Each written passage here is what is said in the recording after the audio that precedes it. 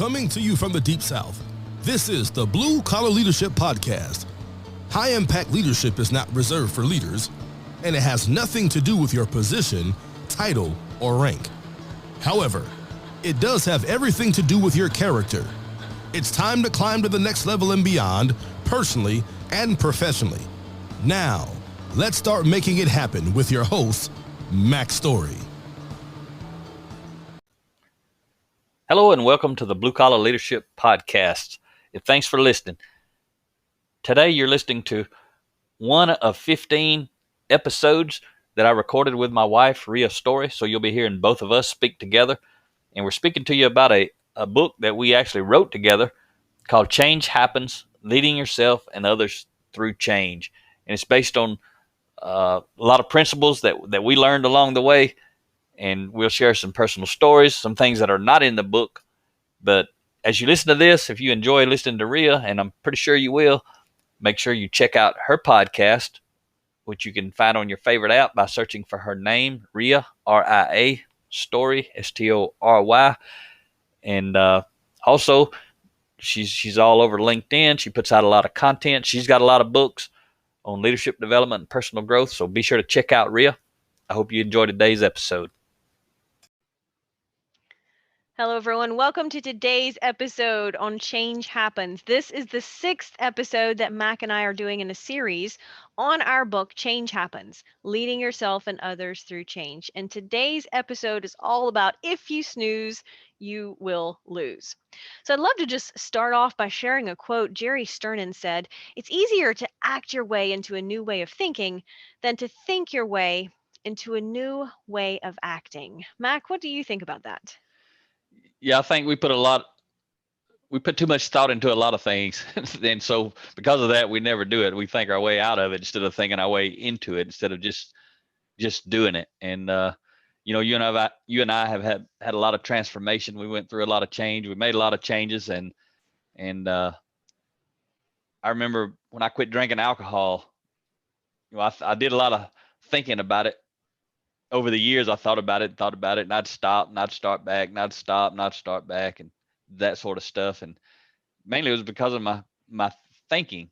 But when I truly, really stopped, my behavior really changed. I changed who I was as a person. And because of my values, I started behaving different. I started acting different. It wasn't just about thinking about it. And I started acting different because of, I started choosing to hang around different people. And because when I stopped, the first thing that happened was people didn't say, "Hey, I'm glad you stopped," or they were proud of me or anything like that. My friends, the people around me, they basically just said, "Have one last one with us." That's the way it works a lot of times when you start really changing your behavior. So when you're just thinking about things, only you know what you're thinking about, unless you voice it to someone else and share your thoughts with someone. But the moment you change your behavior, everybody who's watching can see it. So, I think that this chapter is so relevant for me because I can remember early in my career when changes would happen at the workplace or at the organization where I was working or something like that. And I was resistant to it. And I can remember specific times over the course of my career where I missed out on opportunities or missed out on increasing my influence because essentially I didn't want the change. And so I was snoozing. I was like, if I just pretend that change isn't going to happen, then maybe it won't. Right. And I think a lot of us do that, not intentionally, but we are resistant to change. And I think it's important for us to realize that regardless of our wishes, change is going to occur in life, at work, and at home. And, we've said this before, but anytime change is occurring, there are both challenges and opportunities. And I know I'm one of those people who I missed out on some opportunities early in my career, early in my journey, because I didn't realize how powerful it could be when I stopped trying to maintain the status quo in my world and started accepting that change is going to happen. So what does that mean to you? I mean, have you seen that throughout your experience that someone who's quicker to grasp the opportunities is able to leverage them better? Absolutely. The first one to embrace those opportunities, they get noticed, especially from the leader. I mean, and that's kind of the focus of a lot of this book, is really on how to lead yourself well, but while you're at work professionally, also in your personal life. But right now I'm going to talk about it at work, because leaders are responsible for the change. And if they don't make the change happen, they're going to lose their job. Someone else is going to get the opportunity to make something change. But the leaders are looking. They want to know who's on their team, literally, who's going to help them. And whoever steps up first. I mean, I led a lot of teams, and every team I've ever led, all the ones who want to get on board, doesn't mean they have a solution first, but it means they want to help first. And the first to help always gets the most influence out of a situation. So the person is who's embracing the change. The leader sees a partner, someone who's going to help them carry out the mission. So I think it's tremendous on how it's going to allow you to leverage your influence with the leader, and also other team members who actually want to change. And basically what you've done when you're the first to follow like that, if you literally have become the first follower. And often it's not the leader who really makes things happen. It's the first follower who steps up and joins the leader's mission and embraces the vision.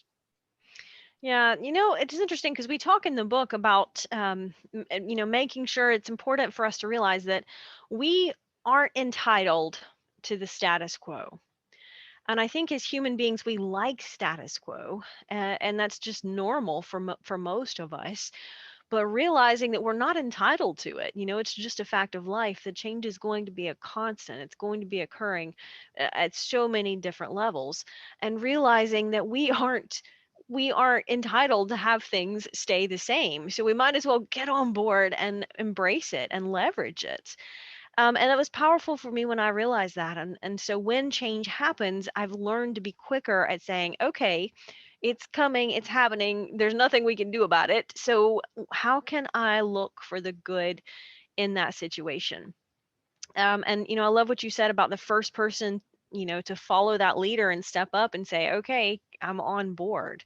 Right? That's that person that has the most opportunity to increase their influence with people who are watching, positive, valued people who are watching, particularly the leader. And, there again, I know there are times when I've gotten it wrong where the leader made some changes in the organization I worked, and I wasn't on board. I wasn't the first to embrace it. I might have been the very last person to embrace it at the end of the day.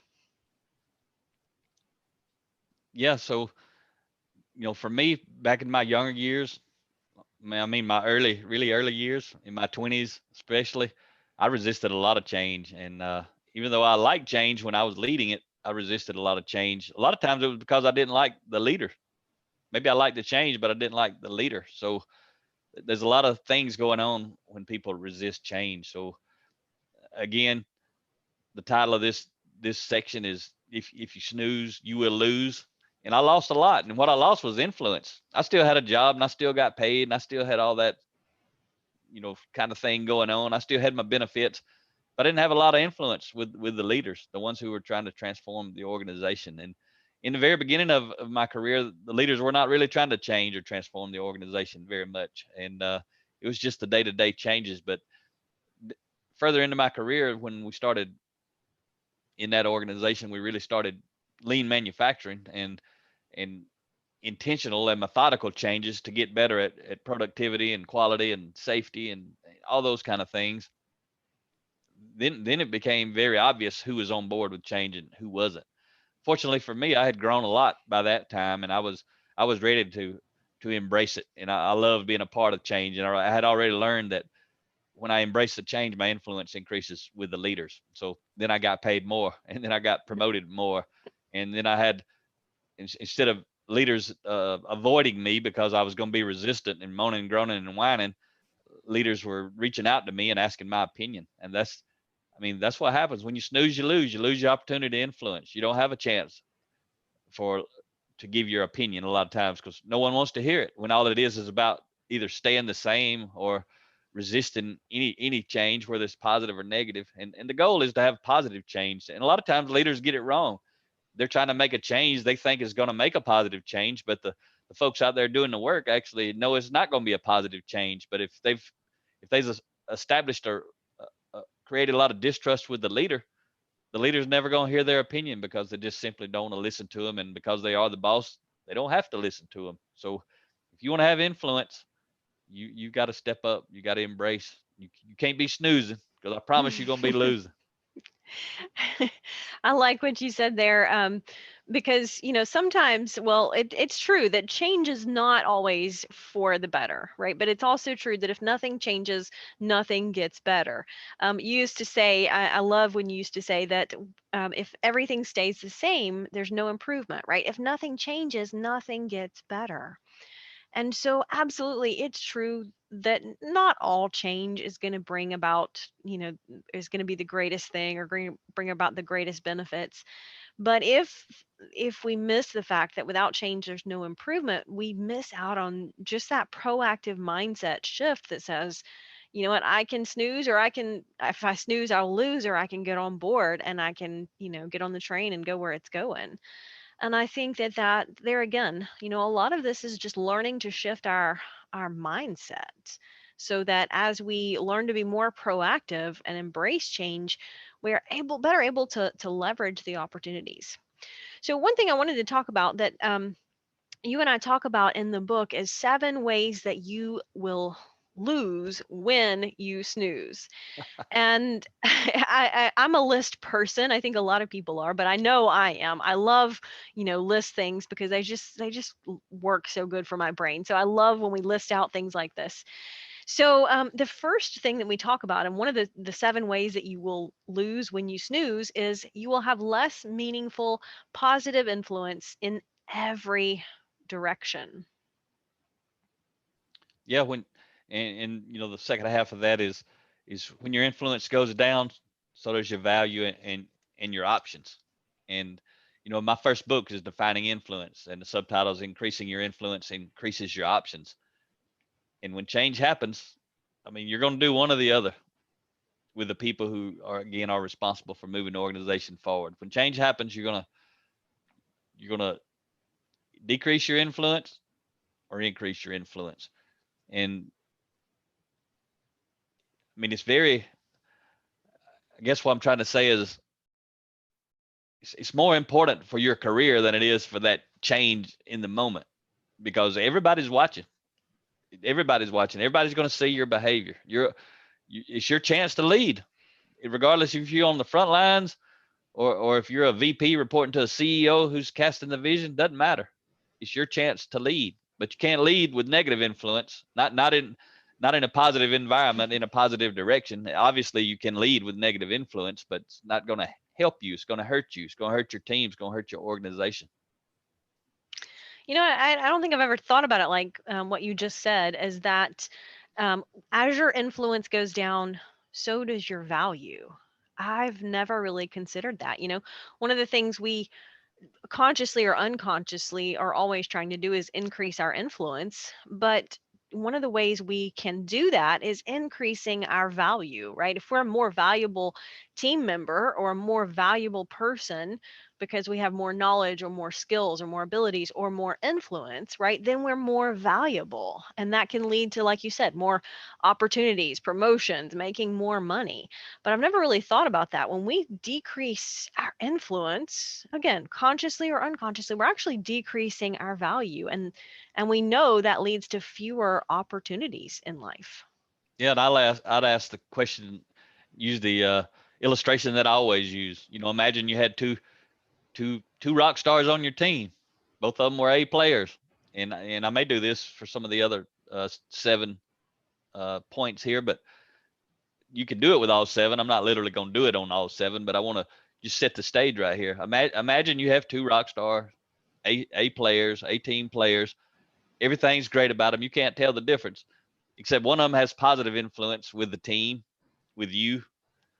The other one has either no influence or negative influence with you and the team. Which one's going to be more valuable? Soon as you say everything else is equal, you can easily see that. And that's, again, the reason I have people look at it like that. Let's say you're going to give one of them a raise. Who's going to get the raise? The one with everything's equal except for the one thing. One has a lot of influence. One has either none or negative influence. Who you going to give the raise to is common sense. Or let's say there's a business a downturn in the economy. And we've been using the example of the coronavirus crisis that landed on us in 2020. And someone's got to be let go. Not everyone, but someone. One of those two people. Everything's the same, but one of them has positive influence. The other one either has no influence or negative influence. Who you going to let go? You're going to let go of the one with no influence, because you, as a leader, value influence. You need someone to help you. And that person, if they don't have influence, they can't help you very much. They can do their part, but they can't influence other people to do their part. So, I mean, it's a huge deal on value. So I move on to number 2. Yeah, and I like what you just said there, because it's kind of just naturally leads into that second point, is that, and we speak to this again in the book on one of the 7 ways you lose when you snooze. But one way that a decrease in influence reveals itself is when your boss or other leaders don't ask your opinion or let you know what's going on, right? You know that you don't have a lot of influence if nobody's asking for your opinions, for your thoughts. Yep. So number 2 is literally you will not be asked for input. And a lot of people are mad and angry because of that one reason right there. I mean, I grew up on the front lines the first 10 years of my career, but it didn't matter. It didn't matter when I moved up and started working in the what we call the front office, and was kind of in more of a white collar position, even though I still was a blue collar guy. People people want to have input, and then they blame others for why they don't have input, and they don't have input because of how often, on what we're talking about today on this subject, often they don't have input because of how they behave when change happens. It may be nothing other than that, because there's a lot of people, most people, they don't like change. They resist change. We talked about that a little bit. It means you snooze, you lose. Between me and you, Rhea, if we're on the same team and change happens, and it's intended to be a positive change, and maybe it is, maybe it's not, but that's the intent of the leaders, is to make positive change, and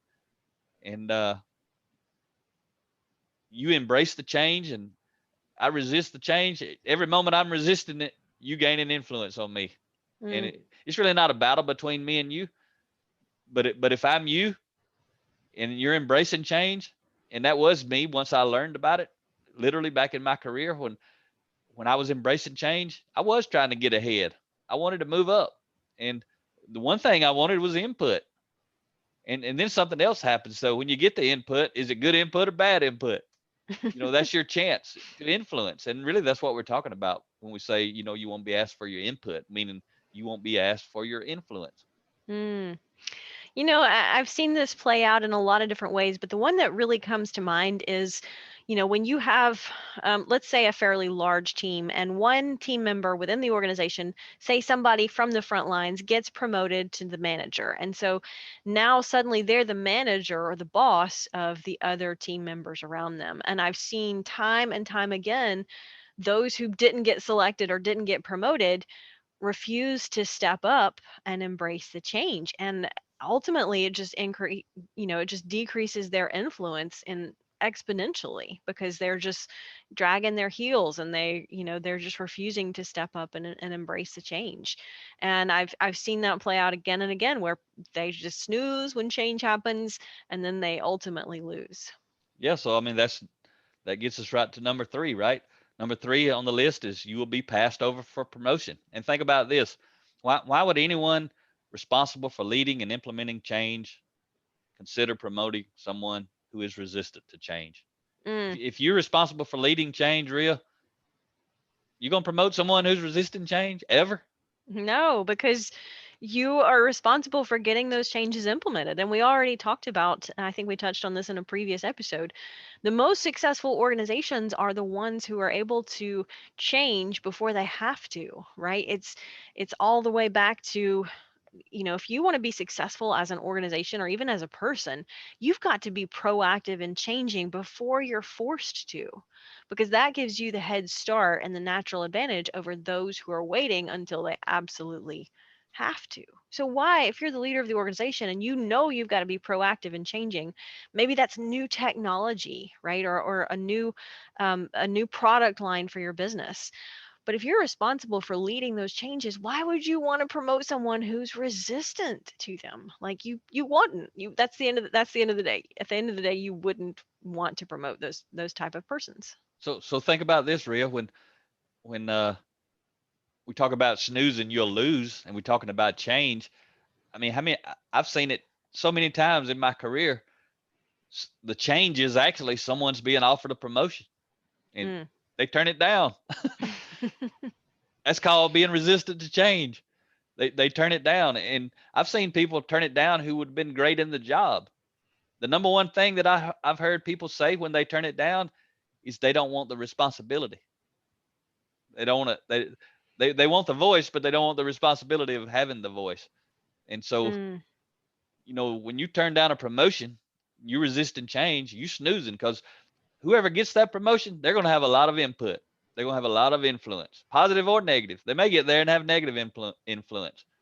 So I encourage the folks to think about when you get offered that promotion. Wow, Mm. why are you really turning it down? If it's not part of your vision and mission, and you actually have a vision and mission, and it's not part of it, probably best if you turn it down. But then you need to declare your intent, make sure everybody around you, beside you, above you, below you, knows why you turned it down. Then it'll be, the people know is you're not resistant to change because you know where you're going and what you're doing, and maybe that doesn't fit in to that mission. But if you're on the team, and it's especially people, there's a lot of people out there that don't have a vision and mission. They just go in wherever the current takes them. And I did that for a lot of years. I got a lot of promotions, and I'd take any promotion that came up because I wasn't resistant to change, especially that kind of change. And that leads us to number 4. Did you have something about that, Rhea, though, before we go to 4? Yeah, we can come back to it. So let's talk about number 4. Number 4 is you will be passed over for pay increases. The people who support and embrace change will be rewarded. Those who don't will get passed over. And it was interesting. You and I were doing a presentation. It was a virtual presentation for a group of prison wardens on leadership development, and these prison wardens were from different prisons from all across the country. And one of them commented that for years he, was a corrections officer, but he didn't want a promotion. He was resistant to that. And somebody asked him, "Well, what made you change your mind?" And he said, "You know what? I didn't want the responsibility. I didn't want to be tapped as the leader because I'd had some bad experiences with poor leadership, and I didn't want that. I didn't want to be that." And finally, what made me realize I needed to change was, I could be part of the problem or part of the solution. And it's always possible for someone who, it's easy to blame other people for what's going on around us or other things, but that's just part of the problem, right? So when we are learning to embrace change, we're stepping up and saying, I don't want to just see the problem. I'm ready to embrace the problem and fix it, be part of the solution. Yeah, and for me, before I started getting promotions, the first thing started happening when I was truly embracing change and quit being resistant to everything. And again, I was more resistant to people than I was the principle of what it was they were trying to accomplish. And so I had a lot of growing to do. But the first thing started happening was I started getting pay increases. And so that's kind of nice. Pay increase may not necessarily increase your influence, but if you're getting pay increases because you've increased your influence, I mean, that's a direct result. And what you said leads right into number 5. And number 5, again, if you snooze, you will lose. Number 5, the 5th way that'll happen is you'll be seen as part of the problem instead of part of the solution. That warden you were talking about, uh, when he was a corrections officer, there's no doubt the leaders above him saw him as part of the problem and not part of the solution. But he didn't want to be part of the solution. I mean, he told us that he didn't want to be.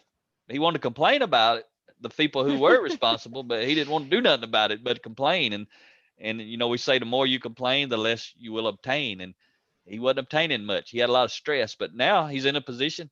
I mean, he went from the bottom of the org chart in that prison to the top of the org chart. Imagine Hmm. the input, imagine the influence. What's cool about that, though, a lot of people down at the bottom who don't want to take responsibility, because I'm telling you, I've heard so many people, they don't want the responsibility, but they won't complain about everybody who's got it. But if the people, and I'm one of those people, I grew my way up from the bottom, up through the org chart, and then ultimately became a consultant. I mean, I had so much influence, I could go into an organization I didn't even work and and be paid to really to lead. I was basically a hired leader, and I was paid to be part of the solution because I had so much influence and was able to influence other people. And that's what all this is about. You leading yourself well in a way that you can lead others well. But when you climb up through the org chart from the bottom, you know what the people down there are going through. Like the stuff I'm telling you now, I know that's how people are. So it allows me to interact and influence those people in a different way because I can relate. When that prison warden talks to the frontline folks and he tells his story and he explains all that, I guarantee you it's easier to get them on board. It's easier to get them to embrace changes that he's trying to roll out. Even if they don't want to become the warden, even if they don't want to move up, his job right now is to get them to first thing to do is to embrace the change. Mm. Let's talk about number 6. You know, when we talk about 7 ways you snooze, and when you snooze, you will lose. Number 6, the 6th way that that shows up is you may be demoted.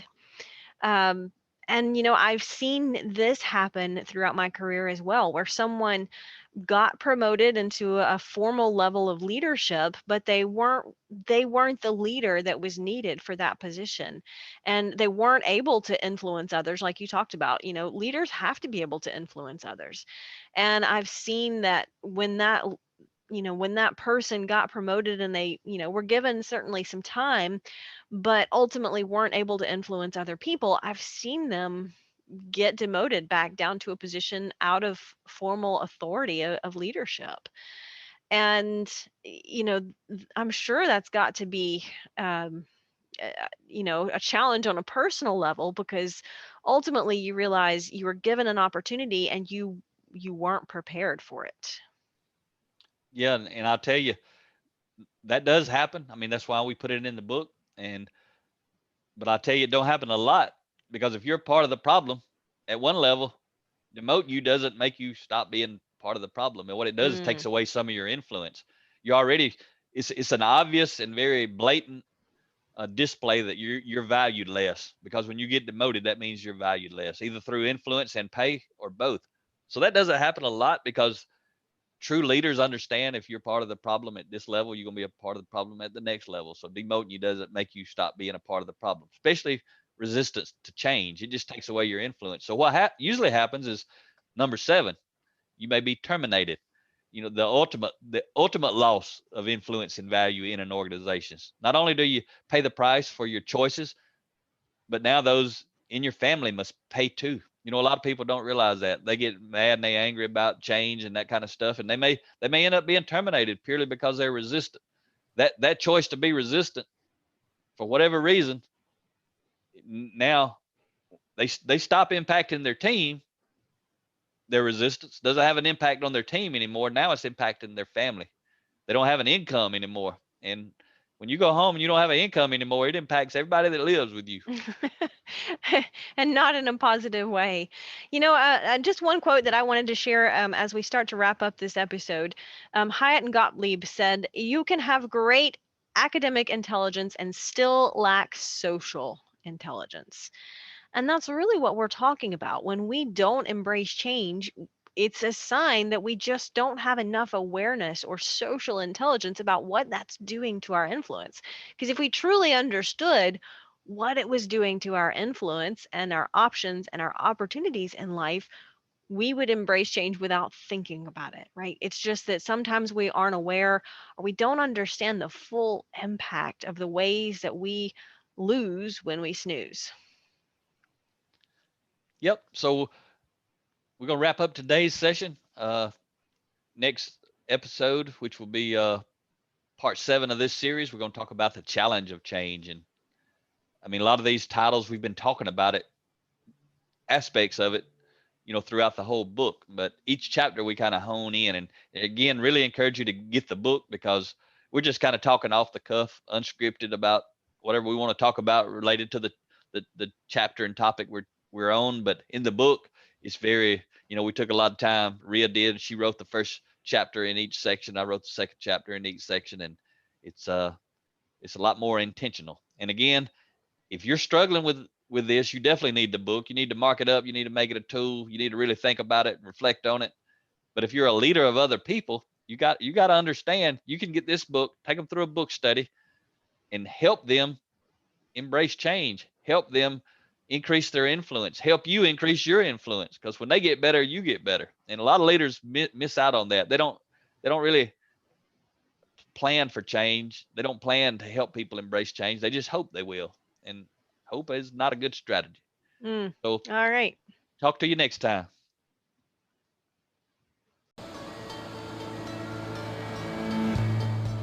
Make it happen or someone else will. It might as well be you. Are you serious about taking your career and your life to the next level and beyond? Check out Mac Story's Blue Collar Leadership series books and others, now available on audio, along with paperback and ebooks at Amazon, iTunes, and Audible. Please visit bluecollarleadership.com to learn about Mac's books, programs, special offers, certifications, and more. Thank you for listening to the Blue Collar Leadership Podcast.